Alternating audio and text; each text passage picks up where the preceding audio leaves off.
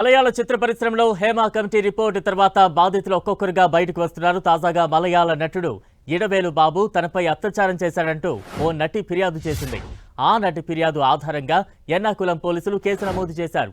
బాలీవుడ్లో Hema committee report తర్వాత పలువురు నటులపై అత్యాచార ఆరోపణలు వెలుగులోకి వస్తున్నాయి. కల్లూరులోని ఇడవేలు బాబు నివాసంలో తనపై అత్యాచారం చేసినట్లు నటి ఫిర్యాదులో పేర్కొంది.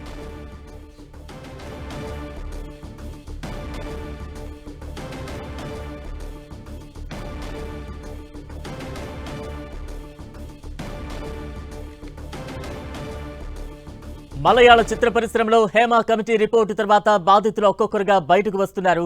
తాజాగా మలయాళ నటుడు ఇడవేలు బాబు తనపై అత్యాచారం చేశాడంటూ ఓ నటి ఫిర్యాదు చేసింది. ఆ నటి ఫిర్యాదు ఆధారంగా ఎర్నాకులం పోలీసులు కేసు నమోదు చేశారు. బాలీవుడ్లో హేమ కమిటీ రిపోర్టు తర్వాత పలువురు నటులపై అత్యాచార ఆరోపణలు వెలుగులోకి వస్తున్నాయి. కల్లూరులోని ఇడవేలు బాబు నివాసంలో తనపై అత్యాచారం చేసినట్లు నటి ఫిర్యాదులో పేర్కొంది.